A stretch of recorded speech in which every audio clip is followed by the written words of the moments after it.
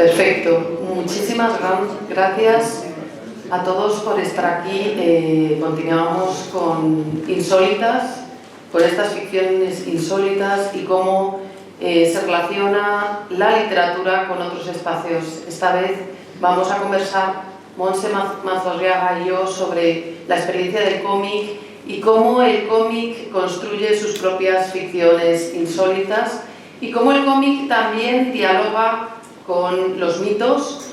Queríamos mostraros, para arrancar, para que nos hagamos una idea, ¿no?, de ese diálogo entre el cómic y los mitos, algunas imágenes rápidamente, ¿no?, cómo los superhéroes son una reconstrucción, ¿verdad?, de esos mitos, de esos dioses clásicos, y cómo también nosotros en España tenemos nuestra propia articulación de los superhéroes con un Super López, con los personajes que se van fraguando.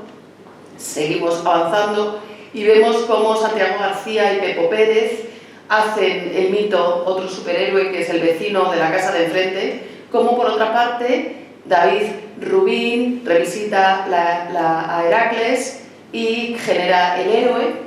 Seguimos avanzando, el héroe tiene varios libros. Luego vamos a ver cómo Santiago García, David Rubín y Javier Olivares siguen construyendo mitos. Vamos a ver rápidamente ese tipo de dibujo, la masculinidad. Vamos a ver la cólera, también cómo Javier Olivares y Santiago García revisitan esos mitos. La Ilíada, la Odisea se está revisitando a través del cómic, de interpretaciones. Y cuando pensamos cómo el underground español se apropió de los monstruos y se apropió de los vampiros y también se apropió del mito de Peter Pan, tenemos que pensar en Max y esos cómics que hace en los 80, simplemente para que se hagan una idea de que sí hubo una relación, hay una relación profunda desde muchos parámetros distintos. Esta es una tira de Max en el que le hace un homenaje a Villa Deodati y a la relación que tuvieron, ¿no?, los diferentes personalidades que estuvieron allí esa noche inventándose historias y cómo el humor genera esa respuesta. Escribamos historias de miedo. Yo voy a hacer una de vampiros, yo una de aparecidos. A mí se me ocurre una de un científico que insufla vida a un cuerpo hecho de pedazos de cadáveres. Oh, Mary, querida, qué desagradable. ¿Quién va a querer leer eso, no? Es ese tipo de humor que se genera a través de esta tira de Max. Y Max también ha seguido trabajando la idea del mito a través del humor en tiras, ¿no?, como El enigma de la esfinge. Por la mañana rocío, al mediodía calor, por la tarde los mosquitos. No quiero ser, empieza por la España vacía, ¿no? También hace esa reflexión sobre Dante, ¿no?, que he pensado que mejor, creo que me apetece más hacer El camino de Santiago, ¿no? Es esa apropiación, ¿no?, de esa relectura, ¿sí?, de los mitos. Y si Dante y Virgilio regresan al infierno 7 siglos después, ¿sí?, se encontrarían el infierno, ¿no?, de esos grandes almacenes, etcétera, ¿no?, aquí. Entonces, cuando vamos avanzando, vemos que otros autores se apropian de distintos mitos. Seguimos. Vamos a ver también a Miguel Ancho Prado, que juega mucho con lo mítico en sus cómics.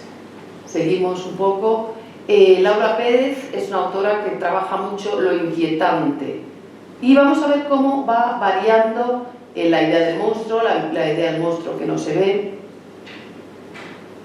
y cómo va cambiando el dibujo de respecto a esos dibujos, a esas ilustraciones tan masculinas de la construcción de los héroes, a irnos ya al ámbito doméstico, al espacio interior. Y ya por último, Ana Gabán participó en unas tiras que hubo sobre el Camino de Santiago. Uno puede encontrar en línea unos cómics que se hicieron sobre la reinterpretación de los mitos del Camino de Santiago. Y ahora, si te parece, vamos a pasar ya a la relación con Monse y vamos a... Sí. Unos días. Sí. Hay un autor muy desconocido que se atrevió con 19 años a reinterpretar el poema de Gilgamesh, de mi hijo, a través del cómic. Hizo una lectura, el trabajo de bachillerato, de fin de curso de bachillerato, hizo la revisión del poema de Gilgamesh con una visión actual. Y entonces le quedó un cómic maravilloso, está publicado. Y bueno, también reivindico este autor. Me parece fenomenal. Eso es lo que queríamos hacer, era bueno, dar una idea de que el cómic sí tiene una relación súper profunda con los mitos, y esa relación tan profunda la hemos visto siempre, estereotípicamente, desde el espacio masculino. El espacio masculino es un poco el que se ha ido apropiando de esos mitos, porque el cómic ha tenido muchísimos autores de forma natural, era un espacio natural. Sigue teniéndolo. Y sigue teniéndolo, y es muy alto. Y en cambio, cuando vienen las autoras, cuando las autoras ocupan el espacio femenino, nos encontramos otra forma de mirar el dibujo y otra forma de mirar la construcción de la historia, ¿no? Cuéntanos, Monse, ¿cómo te has enfrentado tú a los dibujos? ¿Cómo te has enfrentado tú a la construcción de tus historias, ¿no? Por ejemplo, Orlando, de Virginia Woolf, ha sido otra relectura a través, aparte que a la salida están en la mesa los cómics de Monse, que os recomiendo que os llevéis, porque así os hace una firma espectacular. Para mí Orlando fue un regalo. Virginia Woolf es para mí, la escritora con mayúsculas de la literatura feminista, y Orlando es la novela que yo creo que seguirá totalmente en boga, pasen los años que pasen. Para mí tiene un discurso intocable, a pesar de haber tenido que sacrificar de 365 páginas, hacerlo en 50 y pocas por exigencias editoriales, y extraer lo que para mí Virginia Woolf explicaba en Orlando, y darle un pequeño discurso actual, ¿no? Lo que hablábamos en la charla anterior del género, que es el hilo conductor de Virginia Woolf, ¿no? Ese cambio de género que sufre Orlando a mitad, y todas las consecuencias que vive cuando despierta mujer, y se da cuenta de cómo la ven, ¿no? Y cómo la legislación la frena, cómo no puede acceder a sus bienes, y cómo la sociedad pues le está constantemente construyendo muros para que no pueda desarrollarse como cuando era hombre, ¿no? Que tenía total libertad de movimientos y impunidad para hacer lo que quisiera, a pesar de que él ya como hombre era un ser altamente dulce y sensible a la literatura, y aunque también la literatura lo decepciona en un momento dado de la novela. Pero me enfrenté a ello con muchísimo respeto, con muchísimo miedo, y claro, creando diálogos que no existían, porque en Orlando no hay ningún diálogo, solo hay un pequeño diálogo en cuanto Orlando, hombre, manda a su sirviente que llame a Nick Greene, a un escritor, a un poeta que él admiraba mucho, y es solo el único diálogo que hay en toda la novela. Y entonces, a partir de ahí, porque está narrado por eso a través de un narrador, hago que sea el propio Orlando, a través de sus pensamientos a través de sus pensamientos, pues, cómo nos narra esos cambios y ese discurso hombre-mujer y su relación con la sociedad. Y es una sociedad en la que la mujer está demonizada, ¿no? Como en todas las etapas de la historia, antes lo hablábamos con Nuria cuando ha terminado, ¿no? Desde la prehistoria hasta la actualidad todavía, la adjetivación femenina es siempre despreciable hacia la figura. Entonces, ¿cómo el cómic sintetiza y cómo te enfrentas al dibujo para interpretar los textos? Cada cómic yo creo que tiene una imagen diferente. Por ejemplo, Orlando no me pedía el encasillamiento estereotipado de las viñetas, ¿no? Al igual que, por ejemplo, Planeta Lasby, del que después hablaremos, sí que hay un trabajo más de viñeta clásica para hacerla una lectura fácil, e intento también salir un poco de la viñeta. En Orlando trabajaba muchas páginas y pequeñas viñetas inseridas dentro de las splash, ¿no? De las páginas. Allí, por ejemplo, también tenéis La Partida, un cómic de ficción histórica. Yo trabajo la historia en el ámbito social y feminista, y todos los personajes que trato son reales, y a partir de ellos y de alguna cosa que me ha llamado la atención los ubico dentro también de una realidad, ¿no? Y en La Partida trabajo a través de Ruy López y hago unas construcciones a través de un tablero de ajedrez, las viñetas. Hago algunas partidas de ajedrez que se están jugando en el momento, y la construcción de las viñetas son los pequeños cuadros y los dedos que mueven esas fichas. Entonces, cada cómic te pide una expresión diferente.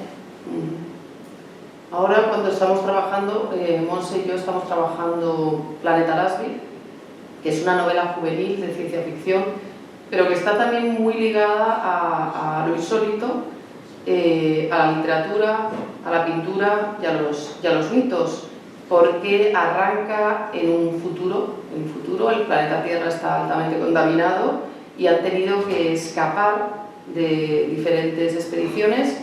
Los pioneros han sido unas expediciones que se han podido construir sociedades complejas, bien articuladas, que reproducen un poco los mecanismos de la Tierra, y hubo una nave con los descendientes de los últimos terrestres que escaparon al desastre, pero que han sufrido las secuelas de la alta contaminación.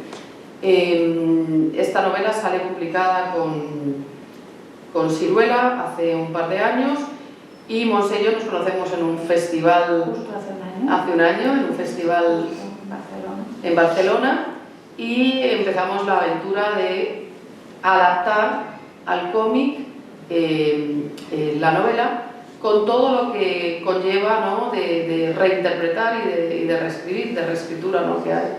Nos pasamos un montón de horas, ¿no? haciendo todos los guiones, ¿no? para sintetizar, porque el cómic se caracteriza por sintetizar.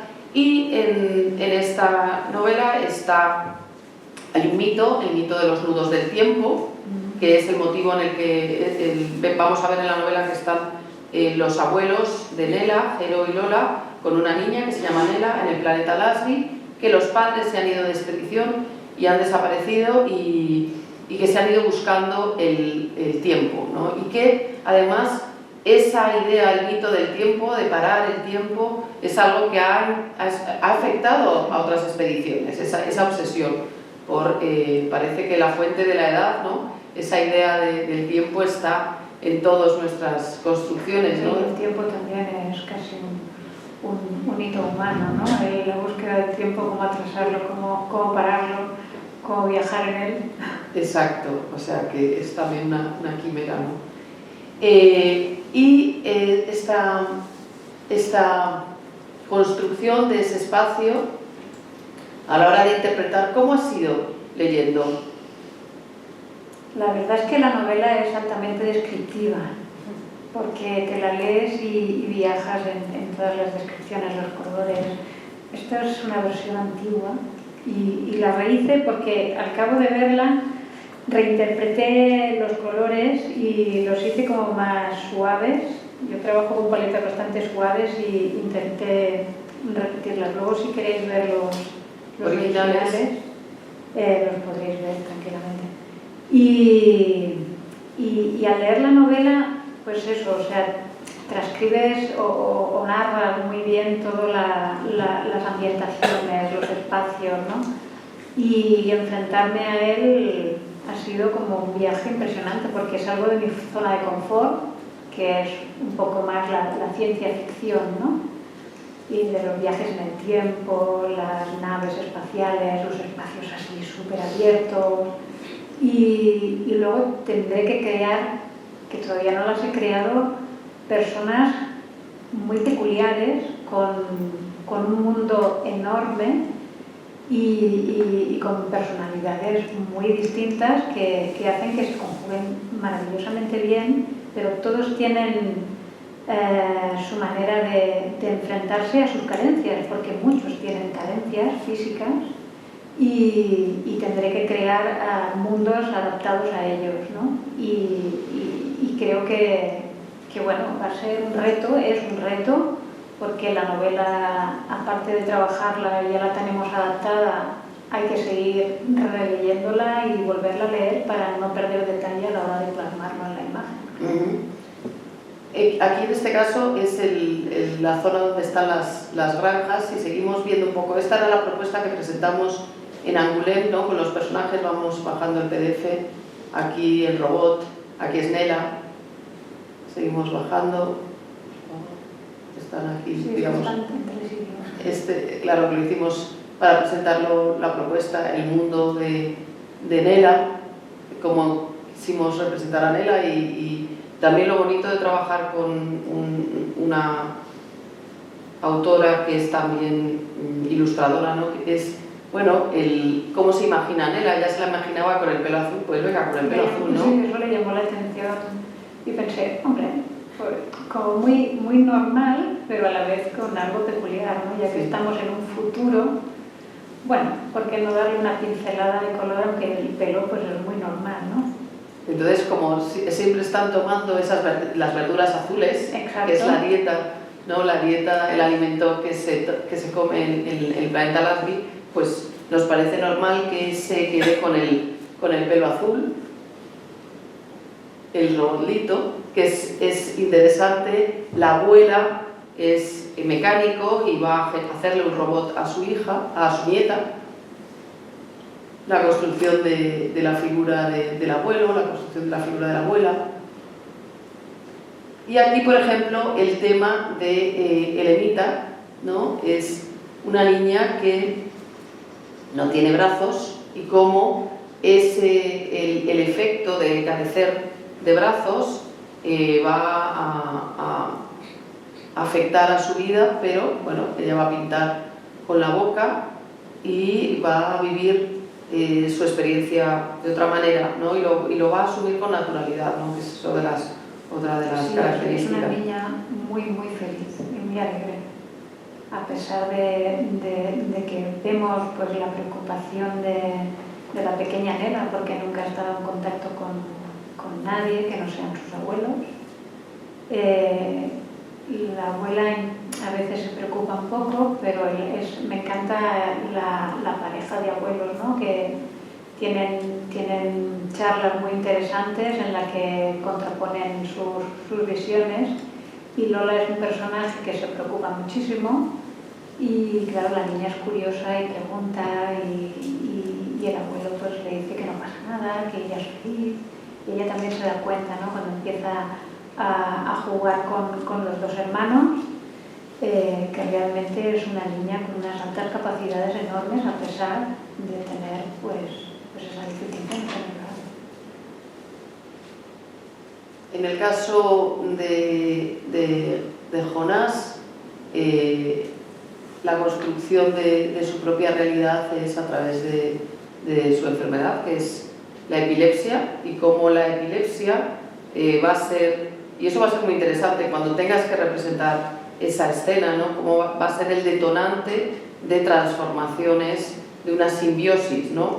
De cómo el padre de Nela va a sobrevivir, ¿no? Van a sufrir. Hay un homenaje a Frankenstein, seguimos con Frankenstein, en esta novela hay un homenaje a Frankenstein, porque hay un doctor que va a tratar de buscar la inmortalidad arrancando los cerebros del cuerpo y metiendo los cerebros en estructuras robóticas, ¿no?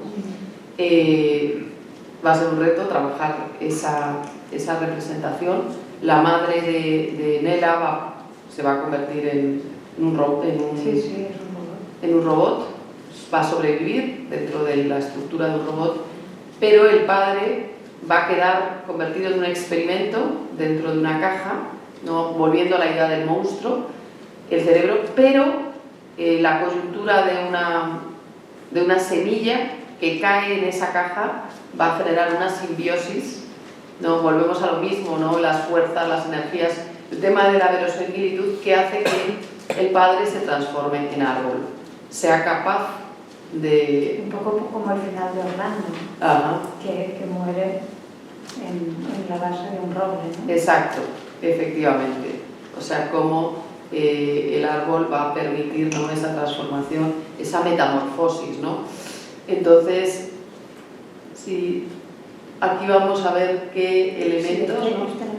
No, el lago de Seth, cuando estábamos trabajando en distintas versiones, el lago de Seth es como el lago del Jardín de las Delicias del Bosco. En la novela vamos a descubrir que en esa nave de los últimos terrestres que poblaron la Tierra, que escapan, se han llevado algunas cosas de la Tierra.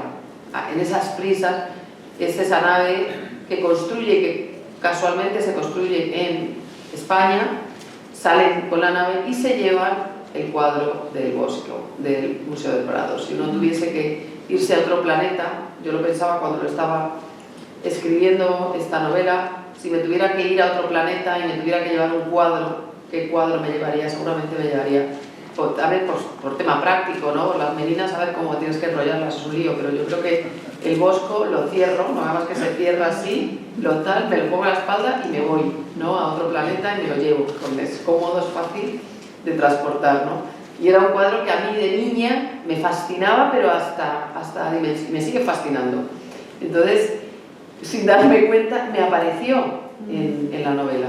Y cuando estaba trabajando con Monse, hablando de qué imagen veía, pues hablábamos de que iba a salir de ese cuadro, que está tan lleno de elementos, pues de los monstruos, de la realidad, de los orígenes, del pecado. Luego esa es la nave chapucera de los últimos terrestres, donde están todas las cosas, donde están los niños. Y aquí tenemos abajo ejemplos, ¿no? De páginas. Seguimos abajo. Esta es la mesa donde Nela dibuja, que le encanta dibujar los pájaros que vuelan alrededor de ese lago de Seth. Los distintos elementos, ¿no? Los alimentos, cómo has tenido que ir diseñando. Las verduras azules. Sí, las verduras azules, que son las que le dan el color de pelo a Nela, ¿no? Eso es lo curioso, ¿no? Que de pronto ves a la niña con el pelo azul y yo me doy cuenta que ha visto a la niña con el pelo azul porque consumen muchas verduras azules que son nutrientes, que son tan importantes, ¿no? Y aquí son 3 páginas que has estado trabajando, que luego han ido evolucionando, donde vemos los seres, donde vemos ese lago de Seth que está conectado con el Jardín de las Delicias y que va a hacer que Nela, cuando descubra que en la nave de los últimos terrestres está el cuadro del Jardín de las Delicias, que se lo han traído del Prado, se va a dar cuenta de esa conexión.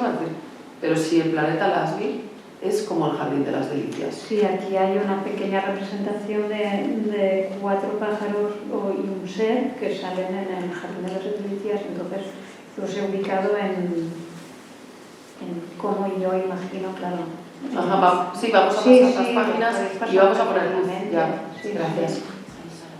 Sí, exacto. Entonces, lo interesante, ¿no? De la página original del cómic, ¿no? Vamos a ir viendo con mucho cuidado porque son acuarelas. Entonces, si se tratan con cuidado, así podemos ver, ¿no? Cómo se enfrenta, ¿no? el autor de cómic, el dibujante de cómic a una página, trabaja sobre lápiz. Además tú trabajas lápiz y acuarela. Yo trabajo lápiz y acuarela, tengo el doble de páginas de cada una, porque primero lo planteo en sucio, en una página, y luego en el original, en un papel más grueso, apto para acuarela, lo empiezo a pintar. No, ahora lo que vamos a ir viendo, ¿no?, son esas páginas donde se va construyendo, se trabaja con la acuarela, es la página original. Ha habido siempre mucho debate, ¿no?, sobre el creador de cómic, que queda un poco en los márgenes porque nunca se puede apreciar ese proceso creador. Uno ya vemos la página impresa, ¿no?, en el cuadernillo, ya vemos la página impresa, pero no vemos toda esa proyección artística, toda la dimensión artística de una página donde se ve el trabajo. Y no solo es una página, sino es toda la narración, ¿no? Luego hay que ponerlas una al lado de la otra y ver que te están, sin el texto, la imagen también está narrando. Entonces es todo un trabajo largo y son... Si acaso por el otro lado también podemos pasar por el espera. No, sí, cojo yo de esta montaña y así van viendo. Ah, queréis verlo, es que lo quieren ver, vale, toda la historia. Están leyendo la historia, vale. Va a ir llegando, ¿no? Entonces vais a ir viendo, ¿no?, la reflexión sobre los tonos, sobre cómo usar los colores. Claro, los colores hablan también. Los colores... En Orlando también empecé y algunas páginas las volví a repetir porque el color no me acabó de... La primera versión al cabo del tiempo la vuelves a ver y a lo mejor no te ubica en lo que estás explicando, entonces tienes que cambiarlo. Y aquí igual empecé con colores muy chillones y después me gustaba más el pastel, porque la historia se va endureciendo, creo yo, también un poco por la situación de los personajes y dirigido a un público juvenil, pues también creo, o infantil, ¿no? Porque yo creo que una lectura de cómic se puede hacer también muy bien acompañada por un adulto, que el adulto tendría que dirigir la lectura. Los colores, a mí por ejemplo, yo no trabajo con colores chillones, no me siento a gusto y entonces lo redefiní otra vez. ¿Cómo te documentas cuando buscas seres ficticios, ¿no? Cuando buscas, en este caso estás en el Bosco, ahí lo has tenido fácil. Estoy en el Bosco, sí. O sea que ahí están todas las y cuando tienes que pensar en robots, en... Moebius, hay Moebius, sí, Moebius, claro, ahí hay grandes dibujantes de cómic que nos han, por ejemplo, esos grandes espacios que dibujaba y que nos ha dejado una gran publicación de obras y hay que buscar en ese tipo de personas. ¿Y para los elementos botánicos?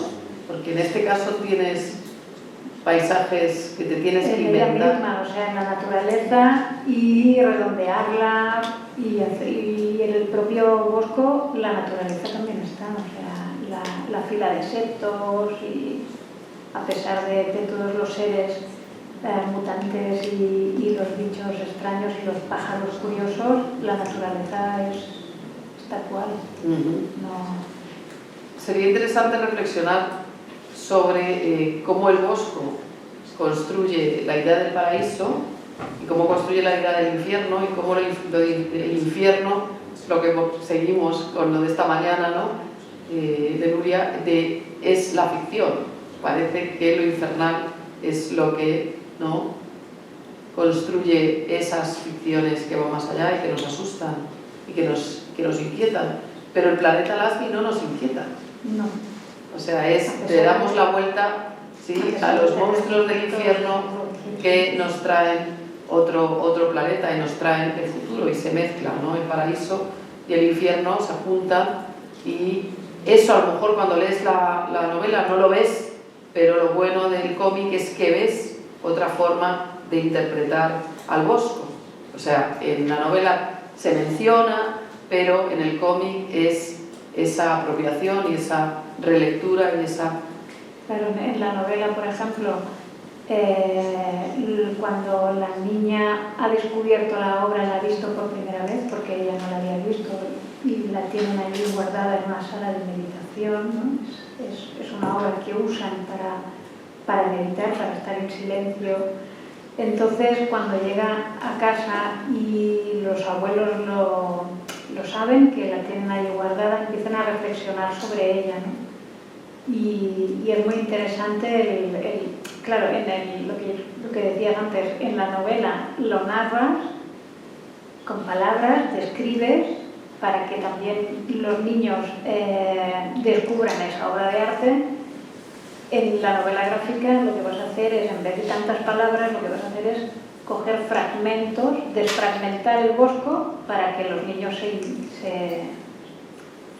empapen de la obra y reinterpretarlo, claro.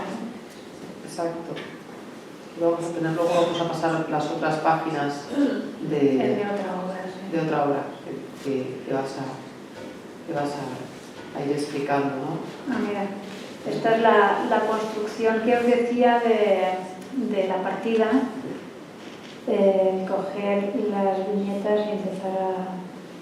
Es una partida real y sin palabras, mediante la sorpresa de los asistentes a la partida, juegas un poco con la colocación de las fichas y romper la página en ese sentido.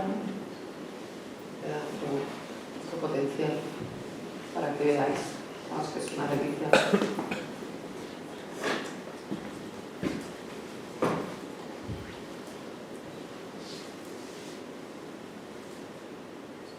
¿Qué otros proyectos estás planeando? Porque te estás documentando mucho sobre la historia, sobre el pasado y también sobre el futuro. Estoy ahora revisitando la historia de España en clave femenina.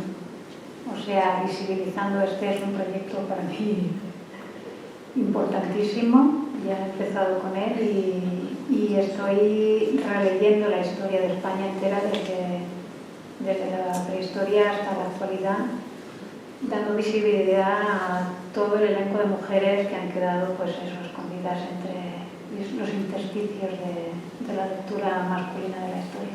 Y hay muchas ficciones en torno en esta investigación que estás haciendo. Pero esto no va a ser ficción. No, ya, pero lo que quiero decir, hay muchas se convierten en mitos, ¿qué vas encontrando de estas mujeres que estás investigando? ¿Cómo se las lee? O cómo se las... Siempre desde una perspectiva negativa. Por ejemplo, en la prehistoria, empezando por el principio, es imposible saber quién ha pintado las obras.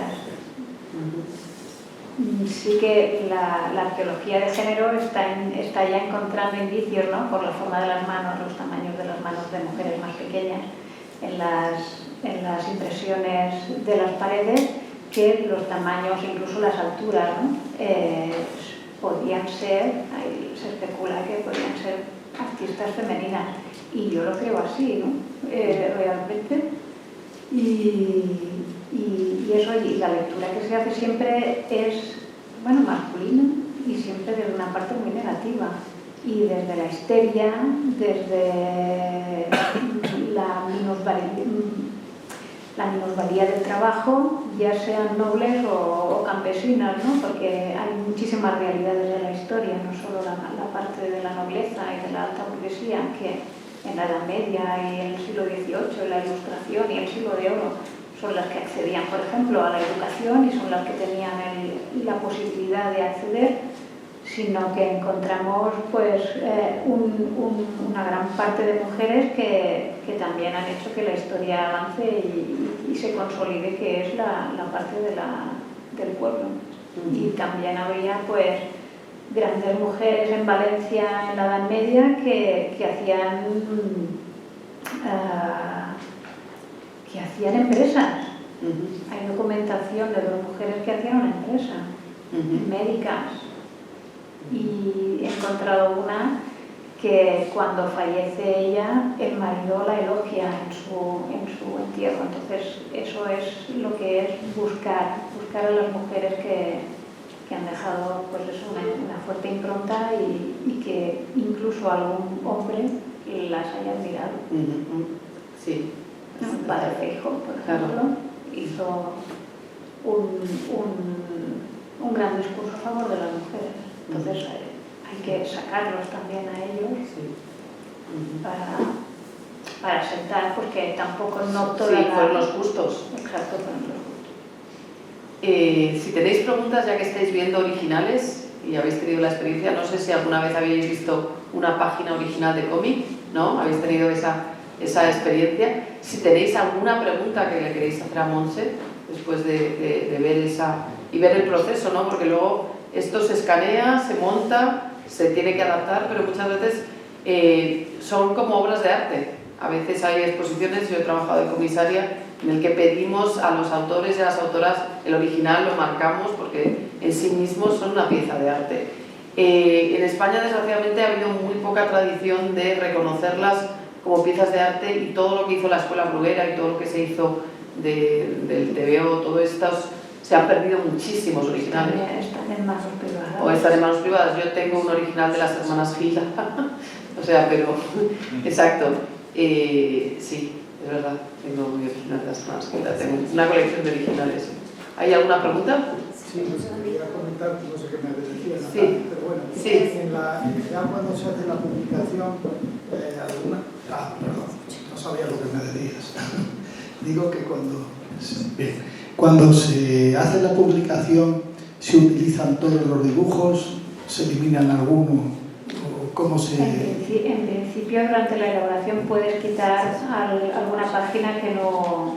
Pero tú, cuando haces ya todo el proceso gráfico, ya sabes las páginas que vas a ocupar, ya 100, 50 o 150, entonces es el trabajar sobre las 150, y las 150 van a ir a la obra.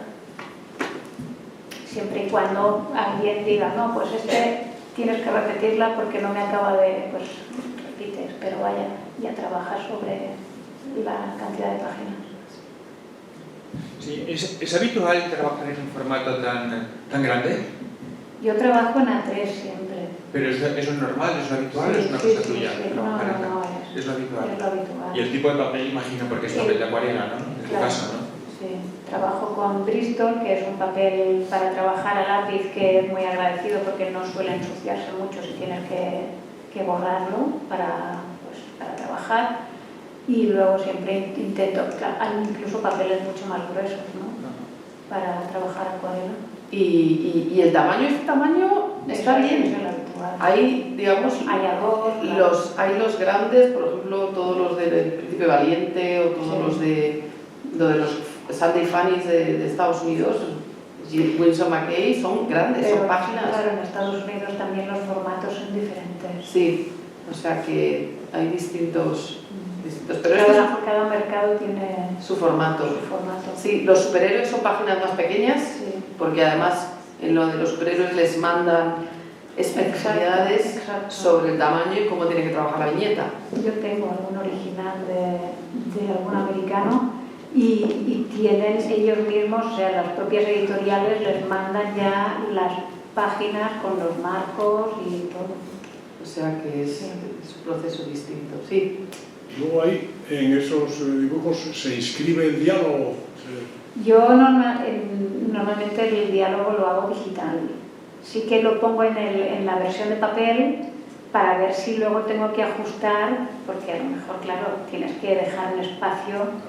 Por ejemplo, en el libro de Planeta Lasby, las conversaciones y las reflexiones son muy amplias. Por ejemplo, en Orlando, pues no, tenía mucho espacio para dejar, pero sí, normalmente lo pongo a lápiz para ver que me encaje bien y después lo digitalizo, sí, el texto va digital. Y haces como un molde de la escritura, ¿no? Porque en tu letra es una letra que haces como Es que forma parte, yo creo que también el trabajar con la propia escritura le da la parte, o sea, ya cierra el círculo de lo orgánico. A mí me gusta trabajar, he intentado trabajar digital, soy incapaz, me siento incomodísima. Me siento incomodísima y luego, pues, incluso la escritura, el hacerla tuya y tenerla digitalizada, creo que ya le da cierra el círculo de todo el proceso. Sí, gracias. Era para preguntar si sueles hacer una especie de storyboard antes de preparar lo que es el desarrollo de la historia y cómo tomas las decisiones de los saltos o distancia temporal que suele haber entre viñetas dependiendo del ritmo de la narración. El storyboard, si lo dibujo yo, o sea, los cómics que yo he hecho el guión y que hago la narración gráfica, la verdad es que como cuando voy escribiendo el guión, tampoco es un guión estereotipo de página 1, viñeta tal, no sé qué, ya lo estoy dibujando mientras lo escribo. A veces me hago pequeñas anotaciones, pero yo cuando hago un guión lo hago como muy narrativo. Entonces ya no suelo hacerme mucho storyboard. Por ejemplo, en el caso de Ana sí que tendré que hacerlo, y además la novela está dividida ya por capítulos. Entonces hacer el storyboard es casi muy fácil, ¿no? Porque no tienes que hacer, tú que sé, las 150 páginas que pueda ocupar la obra y hacer que toda la narrativa sí. Entonces tendrías que hacerlo para ver que realmente casa todo el devenir histórico, sino que como es por partes, cada capítulo ocupa X páginas porque tiene diferentes dimensiones cada capítulo, entonces es más útil hacerlo para que realmente case todo. Una pregunta que no sé si tiene demasiado sentido, pero bueno, te la hago. Ahora, la producción digital a la que te refieres, ¿qué proporción hay de los cómics que se siguen haciendo hoy que sea digital, si tienes una idea, o que siga siendo totalmente artesanal, vamos a decir así? Pues el otro día estuve hablando, no nos conocemos en persona, pero tenemos muchas charlas con Tito Alba, no sé si lo conocéis, ha adaptado la novela de Irene Vallejo, El infinito en un junco, y él trabaja en acuarelas. Y el otro día me dijo, me envió un mensaje y tal, y estuvimos hablando y me dijo, estoy preparando un libro infantil y tal, y lo estoy pintando en digital. Y yo le dije, ¿pero qué dices? ¿Qué haces? No, somos muy pocos. Porque, por ejemplo, cada mercado es un mundo y la producción americana pide muchísimas páginas en muy poco tiempo. Entonces, yo sé que muchos se pasaron al digital porque era más cómodo. Evidentemente no ocupa tanto espacio porque no ocupa ninguno. Sí que puedes hacer un pequeño storyboard para plantearte, pero luego ya directamente. Pero está yendo otra vez al revés, se está recuperando. ¿Por qué? Porque tenemos a un personaje que se llama IAG,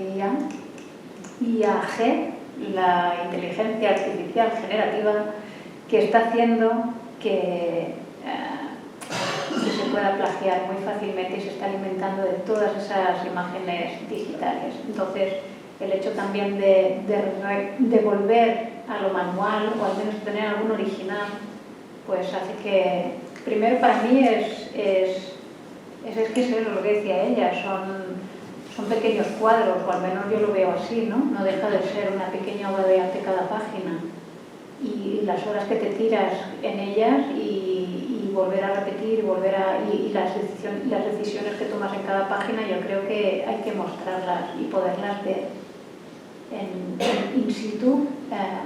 Dignifica un poco también el medio, ¿no?, del cómic, que para mí también hacerlo todo digital es que hay grandes artistas en lo digital y plasman el color de una manera tremenda y son bonitos, ¿eh? No al contrario, no se desvirtúa el medio, pero yo creo que bueno, somos pocos, ¿eh?, los que trabajamos en manual.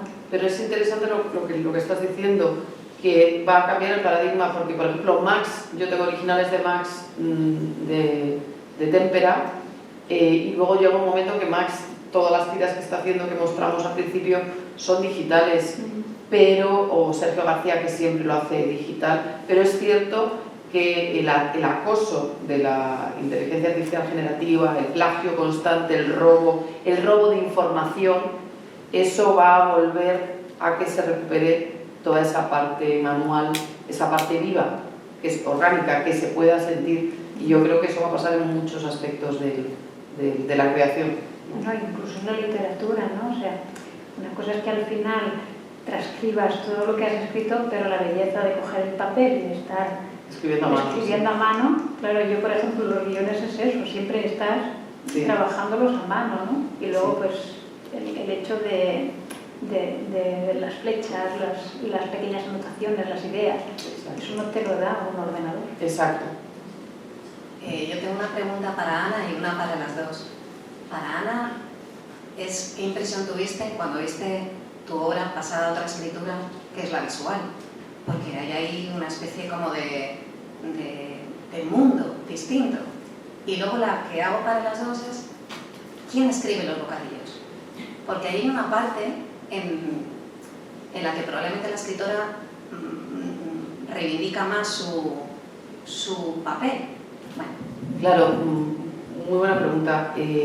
Cuando conozco a Monse y me muestra su trabajo, me gustó mucho esa calidez, y dije, sí, ella va a entender Planeta Lassi, pues cómo plasma, cómo construye las páginas.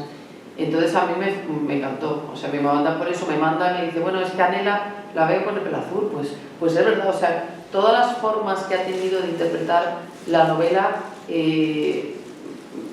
me han encantado, me han hecho entender su mirada. Y una cosa que hicimos juntas, que fue muy divertida, ha sido trabajar el guión. Ella me dijo, Ana, tienes muchísimas descripciones, pero estas descripciones se van a ir al dibujo. Lo que tenemos que hacer es reforzar los diálogos. Algunas descripciones se tienen que convertir en diálogos para que tenga movimiento y para que pueda hacer viñetas.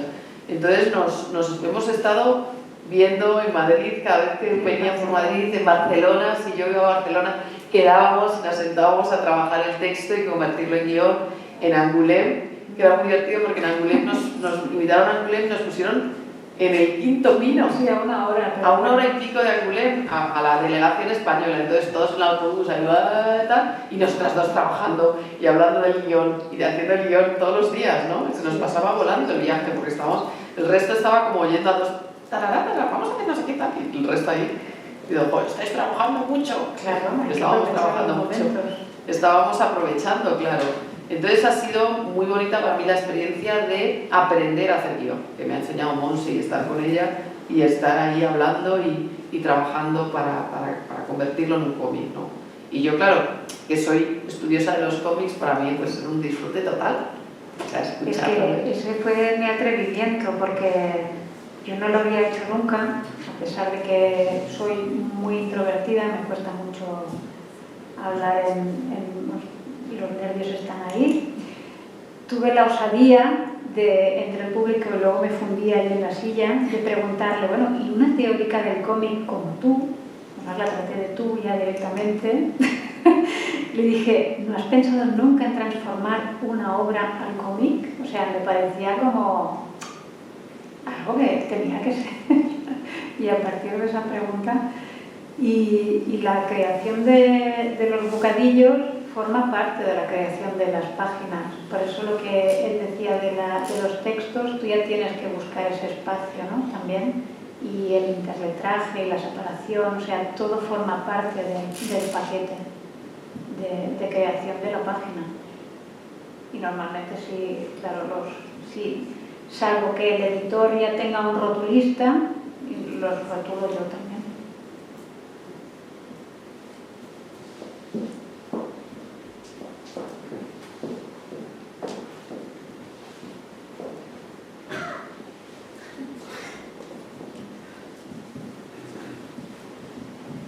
Que no sé si queréis comentar algo más, pero si no, por lo menos sí que habéis hecho alusión a que es casi una obra de arte, y que os quería transmitir que según íbamos pasando cada una de las páginas, las hemos tratado todos con muchísimo cuidado, ¿no? No queríamos ni poner los dedos, las cogíamos con muchísimo cariño, y yo creo que era por algo que me han comentado también, que era constantemente, que es como un cuadro, ¿no? Es que dan ganas de marcarlo, de llevárselo a casa, marcarlo, colgarlo.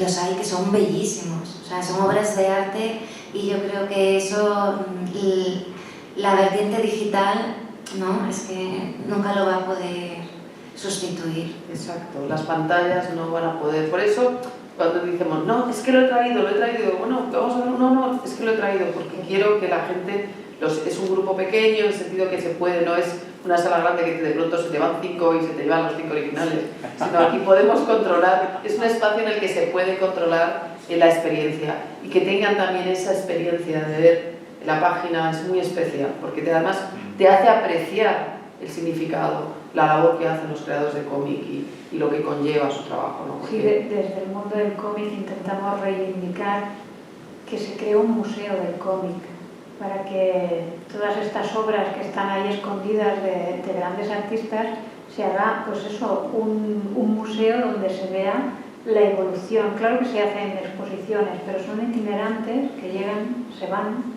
y a veces no puedes, por lo que sea, verlas y te has perdido pues la ocasión de ver el emborronamiento, el uso del tipex o cómo por ejemplo, aquí hay una página que la repetí y sí que respeto la viñeta de arriba, que hay un blanco, porque después las montaré digitalmente, pero la parte de abajo la repetí para cambiar los tonos.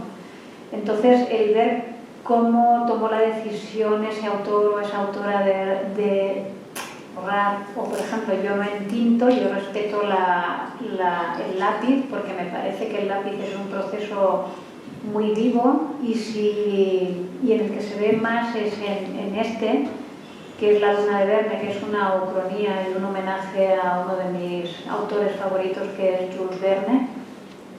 Y vamos a pasar esto. Y en él pues se ve muy bien el respeto. Además, este cómic también es muy especial porque el dibujo es de mi hijo,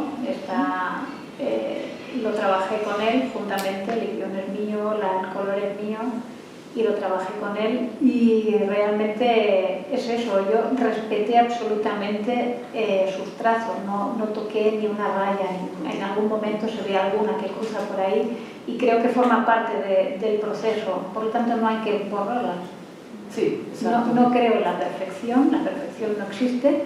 Antes lo decía el señor Merino, ¿no? Somos imperfectos, somos dos, estamos divididos y la mano a veces va por aquí y luego resulta que tenía que ir para allá. Por lo tanto, hay que dejarla, porque la primera decisión estuvo ahí, pero luego tú decides cambiarla. Por lo tanto, esa dualidad también hay que mostrarla en la página. No sé cuántos años tiene tu hijo. Ahora 25. Bueno, ya va haciéndose mayor. Ya va haciéndose mayor. Sí. Pero bueno, fue como cerrar un círculo. Me apetecía un montón trabajar con él, se lo propuse y me dijo que sí. Ahora ya no. pero sí, ahí, pues es un homenaje a un montón de mujeres también invisibilizadas del inicio, lo que hablábamos antes de los cambios de siglo, ¿no? Para mí es ubicar un viaje a la luna a través de la isla misteriosa de Jules Verne y del viaje a la luna, y ubicar ese viaje a la luna de 1969 a inicios del siglo XX, ¿qué hubiese pasado? ¿No? Esa pregunta que responden las ucronías de ¿y si el viaje a la luna sucede a principios de siglo? Pues resulta que a principios de siglo había una científica que se llama Henrietta Swan, que hizo que después el señor Hubble descubriera el cometa Hubble. Sí, Hubble. Y gracias a sus estudios, a los de la doctora Swan, pues, y aquí la homenajeamos, y a Nellie Bly, una periodista americana que tiene un vínculo literario con Jules Verne, que hizo la vuelta al mundo en 72 días, un viaje real, a una periodista que llevó a los tribunales al señor Rockefeller. Y entonces me encontré con un elenco de personajes muy interesantes. Y luego un homenaje también a un mago del cine como es Georges Méliès, que para mí es un mago. Las películas me encanta verlas y luego hicieron una que es La invención de Hugo, un homenaje. Y creo que ahí lo metí con Alice Guy, la antecesora para mí del cine francés, aunque se atribuye todo el inicio del cine a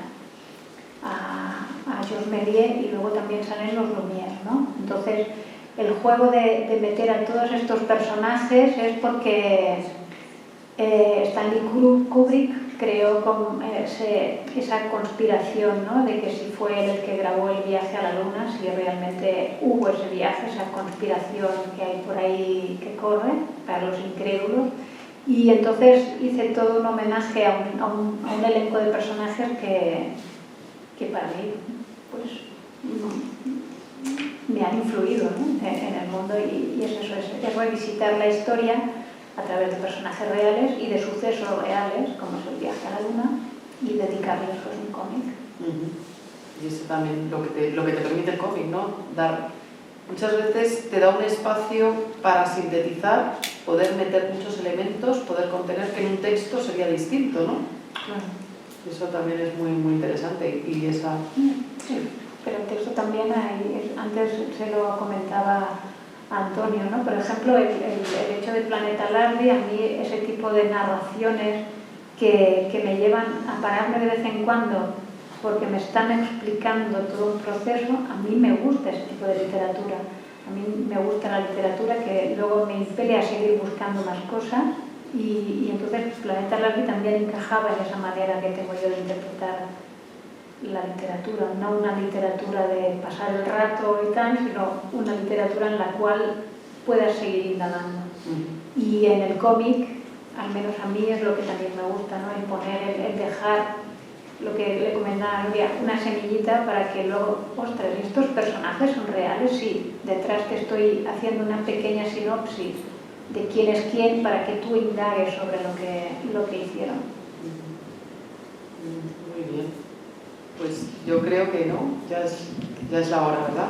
Pero están los cómics de Montse, lanzaros a por ellos, es una oportunidad única. Sí, yo os quería agradecer desde la organización porque os hemos sacado a la palestra ya sin presentaros.